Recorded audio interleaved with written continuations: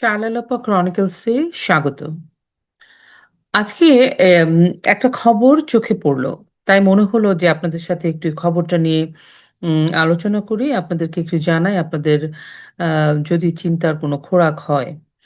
আহ, খবরটা BD News 24 এসছে।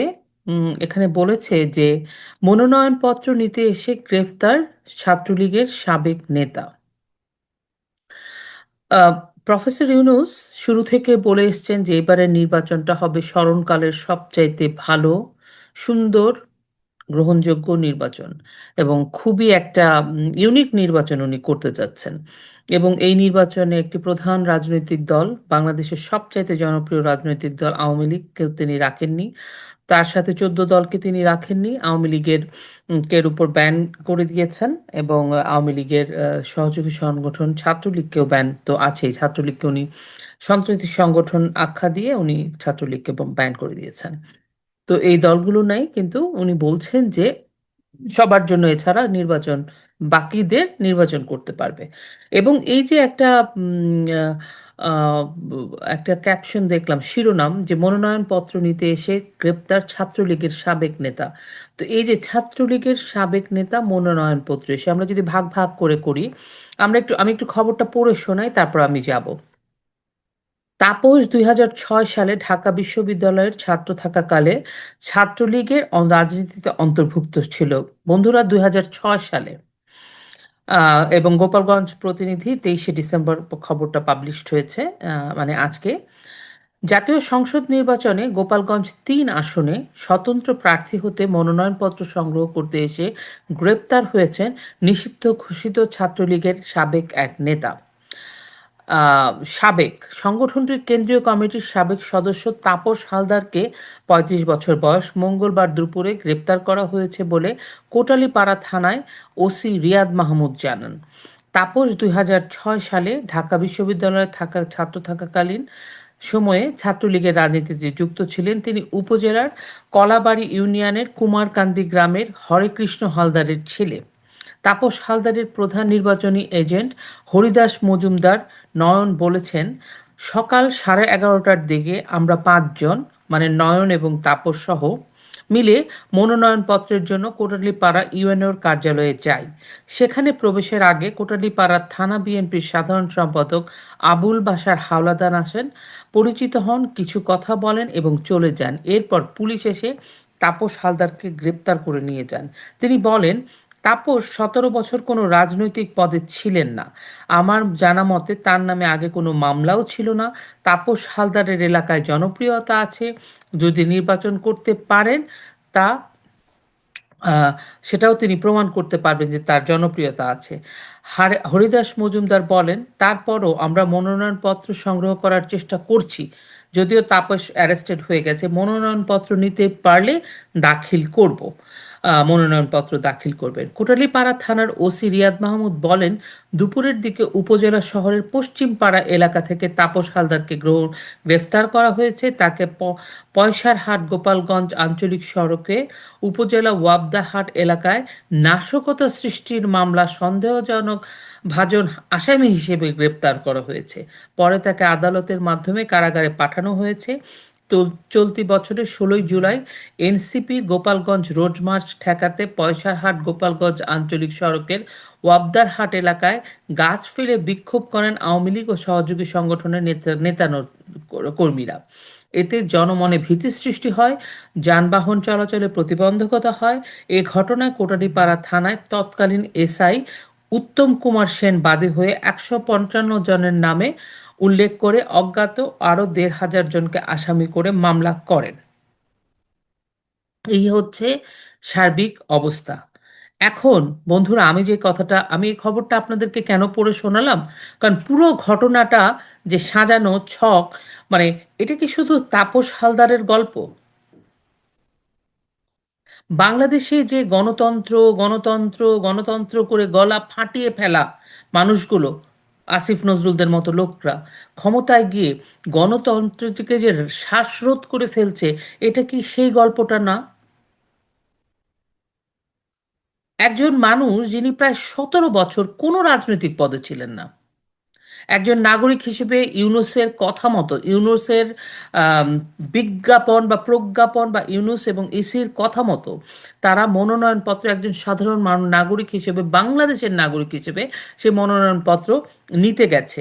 কোনো মিছিল নয়, কোনো সহিংসতা নয়, কোনো উস্কানি নয়, কিচ্ছু না। তবুও তাকে গ্রেফতার করতে গিয়ে নানা ধরনের পায়তারা, ফন্দি ফিকির, নানা ধরনের কথাবার্তা বলা হচ্ছে।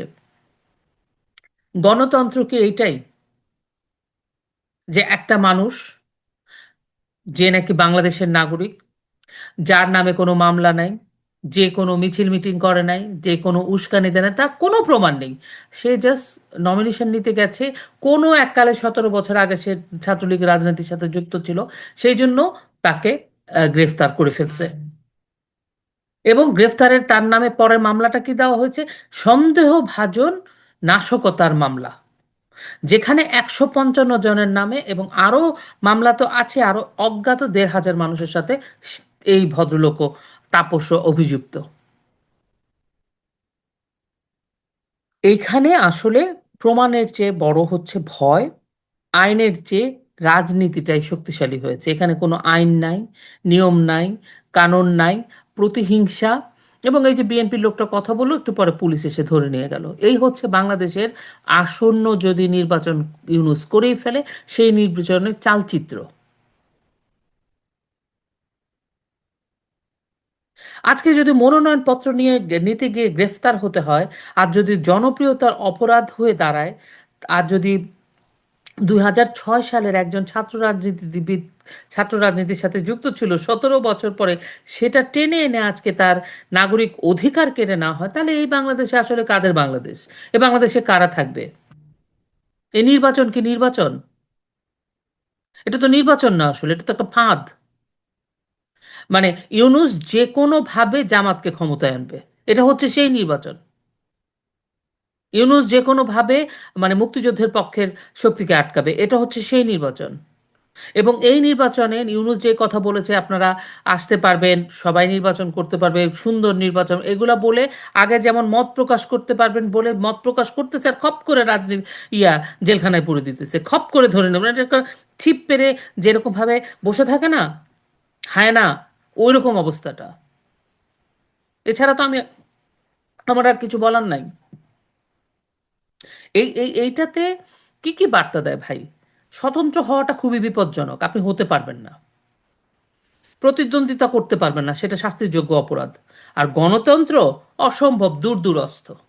তাহলে এই বাংলাদেশের জন্য আপনারা এত করে এরকম একটা নির্বাচিত সরকারকে নামিয়ে দিলেন। আর পুলিশ হচ্ছে একটা রাজনীতি, মানে ছাঁকনি দিয়ে ইউনূসের লোকদেরকে, মানে মুক্তিযুদ্ধ, দেশের পক্ষের মানুষের, বাংলাদেশের মানুষদেরকে তুমি ছাঁকনি দিয়ে স্ক্রুটিনি করে করে সরায় নিতেছে, পুলিশকে ওই ছাঁকনি হিসেবে ব্যবহার করতেছে। সন্দেহ তো কোনো, মানে সন্দেহের ভিত্তিতে একটা মানুষকে আপনারা মানে গ্রেফতার করে ফেলেন, তার মনোনয়নপত্রটা কিনতে দিলেন না, এই নির্বাচন আপনারা করতে চান?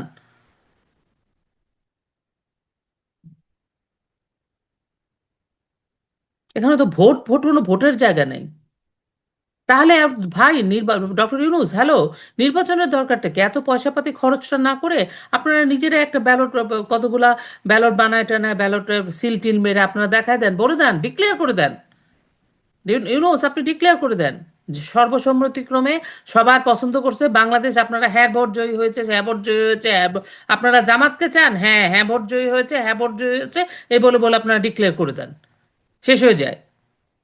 আর আপনি প্রেসিডেন্ট হয়ে বসে থাকেন, তাও বাংলাদেশের মানুষ আপনাকে নামাবে না। এই যে লোকটা, এই যে তাপস, সে 17টা বছর যাবত তার সাথে রাজনীতির কোনো লেনা দেনা নেই।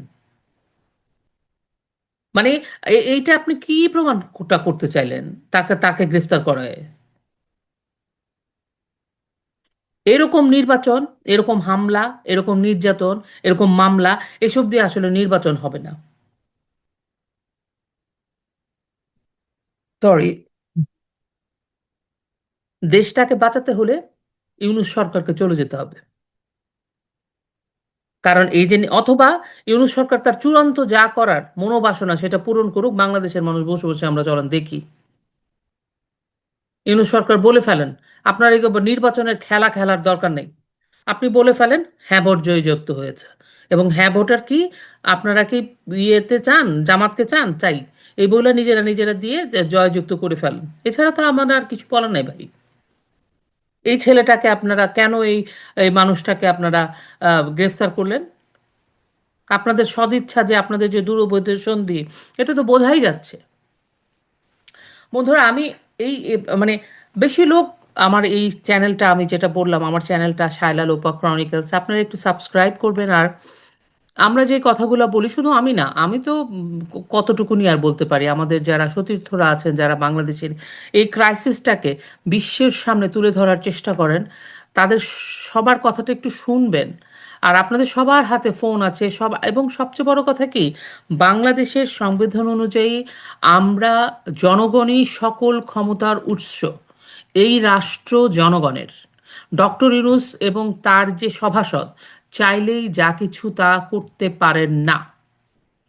নির্বাচন, ভোট আমার গণতান্ত্রিক অধিকার।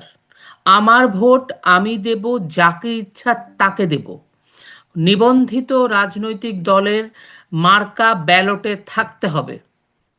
এই ধরনের স্লোগান, এই ধরনের দাবি নিয়ে যদি রাস্তায় নামতে না পারি, তাহলে আমাদের মুক্তি হবে না। আমরা ভয়ঙ্করভাবে একটা চরম অরাজক বাংলাদেশের দিকে ধাবিত হব, যেই দিকে আমাদেরকে ইউনুস ইন্ডিয়ার সাথে ঝগড়া করে, বাংলাদেশের গণতন্ত্র হরণ করে, ফ্যাসিবাদী আচরণ কায়েম করে, দমন পীড়ন নৃশংসতা করে, যা যা যে দৃষ্টান্ত স্থাপন করছে, বা যে উদাহরণ আমাদের সামনে আমরা দেখতে পাচ্ছি, তাতে করে অদূর ভবিষ্যতে এই ভদ্রলোক যদি আরও 1-2 বছর ক্ষমতায় থাকে, আমাদের দেশটা আসলে আর বাঁচবে না, টিকবেও না।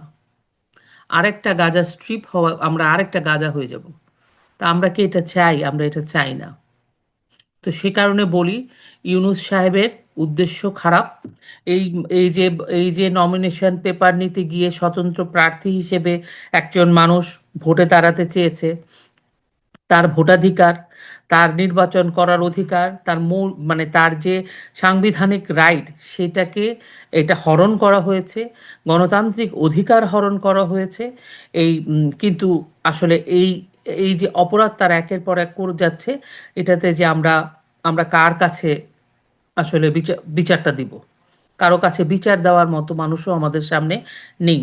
সো এই যে তাপস হালদার একটা নাম, তাপস হালদার একটা উদাহরণ, কিন্তু এটা এই রকম নাম উদাহরণ ঘরে ঘরে।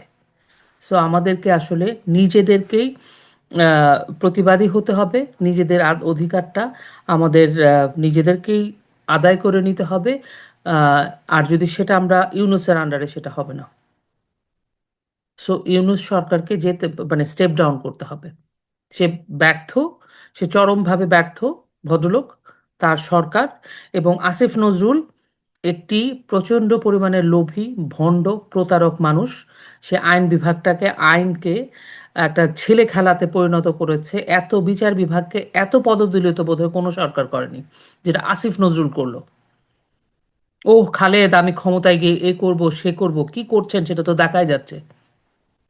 এই যে তাপস হালদার গেছিলেন একটা মনোনয়নপত্র কিনতে, স্বতন্ত্র প্রার্থী হিসেবে সে নির্বাচনে দাঁড়াবেন, আপনাদেরই না খুশি হয়ে নেওয়ার কথা যে হ্যাঁ, তার মানে কি মানুষজন আসছে, স্বতন্ত্র প্রার্থী হবে, তারা নির্বাচনে দাঁড়াবে, সুতরাং নির্বাচন আরও লেভেল প্লেয়িং হবে। মানুষকে বলবেন যে ইনক্লুসিভ না, আপনারা তো মুক্তিযুদ্ধের পক্ষের কাউকে নির্বাচনে আসতে দিবেন না। আপনারা চান কাদেরকে নির্বাচনে আসুক, সেটা আমরা আসলে গত 17 বছর বুঝতে পারছি। বন্ধুরা, আশা করি আপনারাও বুঝতে পারছেন। আপনারা সবাই ভালো থাকবেন, নিরাপদে থাকবেন, সাবধানে থাকবেন, এবং আমি যেগুলো বললাম, আমরা চলেন সেই দাবিতে মাথায় নিয়ে আমরা রাস্তায় নামি। এই রাষ্ট্র আমাদের, এই রাষ্ট্রের সকল ক্ষমতা জনগণের, জনগণই সকল ক্ষমতার উৎস, এবং আমাদের ভোটাধিকার, আমাদের গণতান্ত্রিক অধিকার। এবং আমার ভোট আমি দেব, যাকে খুশি তাকে দেব, এবং সকল নিবন্ধিত রাজনৈতিক দলের মার্কা ব্যালট পেপারে থাকতে হবে।